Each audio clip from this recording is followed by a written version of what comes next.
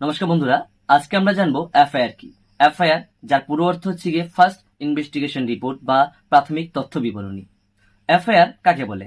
FIR যা আমাদের ভারতের সিআরপিসি অ্যাক্ট 1973 এর বলা রয়েছে যে কোনো ঘটনা বা কোনো অপরাধের বিস্তারিত বিবরণ সহ শাস্তি দাবি করে আইনানুগ ব্যবস্থা গ্রহণের জন্য থানায় সেই ঘটনার বা অপরাধের রেজিস্টার করানোকে তাকে বলা হয় এফআইআর। বা অনেক সময় থানাতে এফআইআর নিতে অস্বীকার করা হয়, সেক্ষেত্রে আপনি সেই এফআইআরটি জমা করার জন্য আরো কিছু উপায় জেনে রাখতে পারেন। প্রথমত আপনি ই এফআইআর যা অনলাইন ই-এফআইআর পোর্টালে গিয়ে আপনি ঘরে বসে মোবাইলের মাধ্যমে এফআইআরটি রেজিস্টার করতে পারেন। 2, যে থানাতে আপনার এফআইআরটি রেজিস্টার করা হয়নি সে থানার পাশাপাশি অন্য যে কোনো থানাতে গিয়ে আপনি আপনার এফআইআরটিকে রেজিস্টার করাতে পারেন।